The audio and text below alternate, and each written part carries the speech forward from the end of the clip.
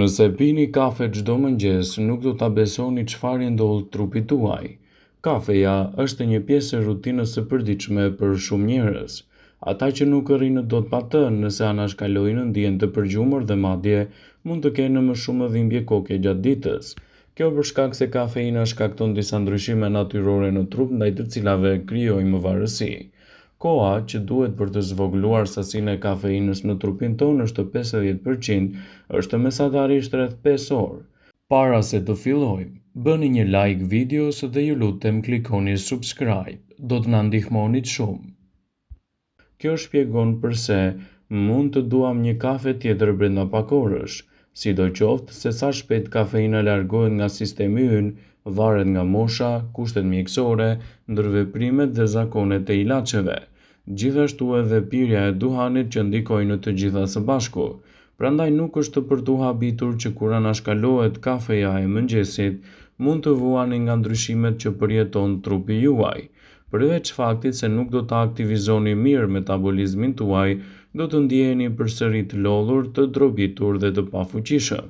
Kjo mund të ndikojë drejt për së drejti në aspektet tuaja shëndetësore dhe të krijojë gjithashtu edhe komplikacione të organizmit. Kafeja është një nga pijet më të konsumuara në botë, por pirja e saj me moderim mund të sjellë përfitime të jashtëzakonshme. Nëse nuk e teproni atë në organizmin tuaj, kafeja mund të kthehet në një aleate të vlefshme të shëndetit.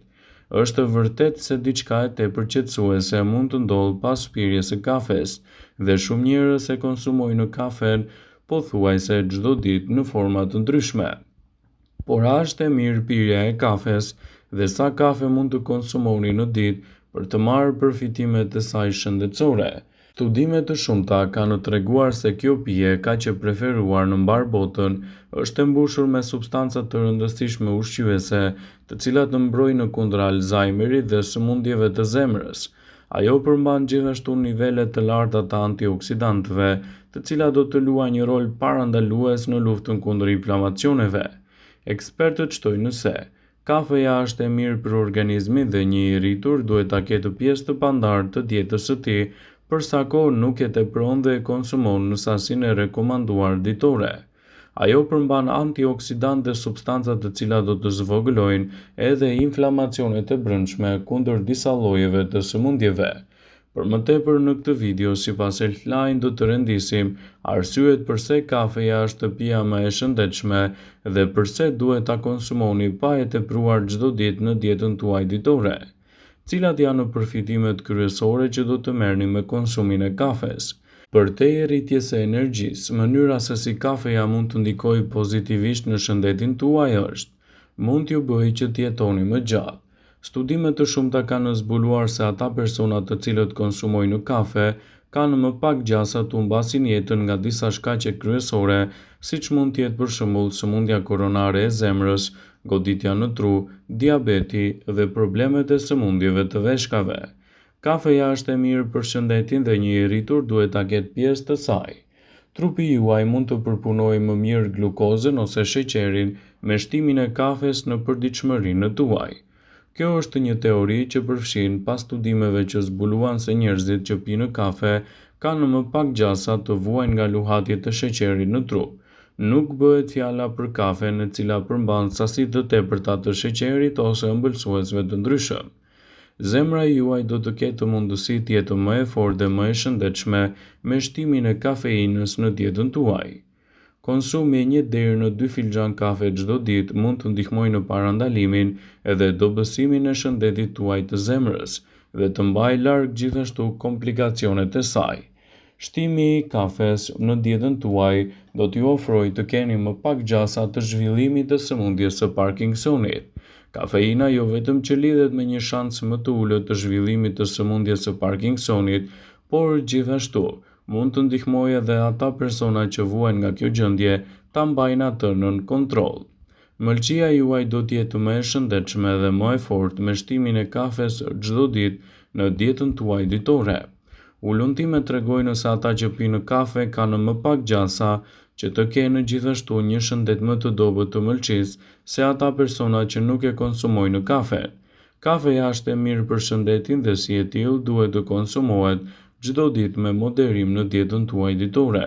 Kështu rezultatet e saj në organizëm do t'jenë gjithashtu edhe më të frytshme. ADN-ja juaj do t'jetë më e fortë me shtimin e kafes në përditshmërinë e dietave tuaja. Kafeja e pjekur shumë mund të zvogëlojë dëmtimin e ADN-s, e cila ndodh natyrshëm pasi mund të çojë edhe në probleme të rënda, të cilat dëmtojnë shëndetin e mëlçisë suaj. Shanset për t'u prekur nga problemet e zorës së trashë janë më të ulta tek personat që e konsumojnë kafen. Studimet kanë zbuluar se konsumuesit e kafes kishin 26% më pak gjasa të zhvillonin probleme të shëndetit të zorës së trashë. Ju mund të ulni riskun për të prekur nga problemet e Alzheimerit me konsumin e kafes në përditshmërinë e dietave tuaja. Konsumi i të paktën 2 filxhan kafe çdo ditë mund të sigurojë një mbrojtje të konsiderueshme kundër zhvillimit të kësaj sëmundje. Pra shtimi i kafes në dietat tuaja ditore do të përkthehet në një mbrojtje të vërtet ushqyese për shëndetin dhe lehtësimin e komplikacioneve të saj. Për sa kohë e pini kafen brenda normës së lejuar, mund të pësoni gjithashtu edhe më pak goditje në tru. Për gratë, pirja e të paktën 1 filxhan kafe çdo ditë mund të shoqërohet me një ulje të riskut të goditjeve në tru, shkaku kryesor i humbjes së jetës në pjesën më të madhe të femrave. Ekspertët thonë se kafeja është e mirë për shëndetin dhe si e tillë duhet të konsumohet brenda standardeve të rekomanduara. Kafeja është një nga pijet më të njohura në të gjithë botën për një numër të madh të përfitimeve shëndetësore, fa niveleve të larta të antioksidantëve dhe lëndëve ushqyese të dobishme, gjithashtu duket se është një produkt mjaft i shëndetshëm. Studimet tregojnë se personat që konsumojnë kafe rrezikojnë shumë më pak nga disa sëmundje të rënda. Këto janë përfitimet kryesore që do të merrni me shtimin e kafes në dietën tuaj, sipas ekspertëve të Healthline. Kafeja bllokon një neurotransmetues frenues në tru që shkakton edhe një efekt më të mirë stimulues. Kjo përmirëson edhe nivelin e energjisë, gjendjen shpirtërore dhe aspekte të ndryshme të funksioneve tuaja të trurit. Shtimi i kafes në përditshmërinë e dietave tuaja mund të përkthehet në një mbrojtje të vërtet ushqyese për shëndetin. Kafeja mund t'ju ndihmojë gjithashtu edhe në djegjen e dhiambit të tepërt në trup. Disa studime tregojnë se kafeina mund të rrisë gjithashtu djegjen e dhiambit dhe gjithashtu të përmirësojë ritmin tuaj metabolik, duke siguruar një mbrojtje më të mirë të shëndetit dhe duke evituar komplikacionet e tij. Mund të përmirësojë në mënyrë drastike performancën tuaj fizike. Kafeina mund të rrisë nivelin e adrenalinës dhe të çlirojë acidet yndyrore nga indet tuaja yndyrore. Kjo gjithashtu çon në përmirësim të dukshëm të performancës fizike. Ajo përmban lëndë ushqyese thelbësore.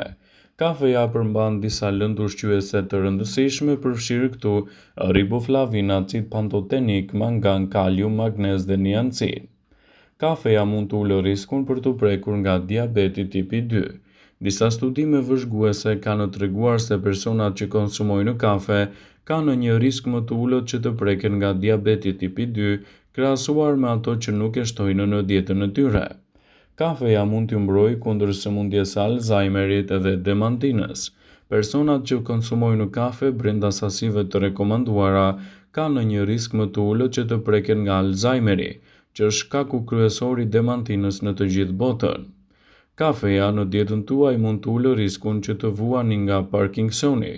Personat që konsumojnë kafe kanë deri në 60% më pak risk që të preken nga sëmundja e Parkinsonit, çrregullimi i dytë të më i zakonshëm neurodegenerator. Kafeja mund të mbrojë gjithashtu shëndetin tuaj të mëlçisë. Personat që konsumojnë kafe kanë një risk më të ulët që të vuajnë nga ciroza e mëlçisë, e cila është një nga shkaqet kryesore të dëmtimit të saj. Konsumuesit e kafes mund ta pinë atë vazhdimisht në të mirë të shëndetit të tyre. Dhe ndikimi që ajo ka në shëndet e kthen në një prej lëndëve më të mira ushqyese për ju. Kafeja mund të ulë riskun e depresionit, gjithashtu edhe t'ju bëjë të ndjeni akoma dhe më të lumtur. Kafeja duket se ulë riskun e shfaqjes së depresionit dhe mund të zvogëlojë në mënyrë dramatike humbjen e jetës nga këto komplikacione. Vëmendje.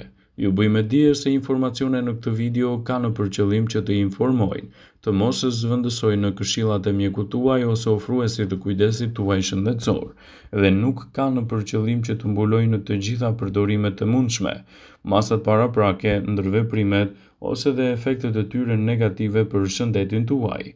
Pasi ta dëgjonit këtë video, do ju ftoja t'i bënit like dhe ta shpërndanit atë në profilin tuaj në mënyrë që të informohen dhe miqtë e tu.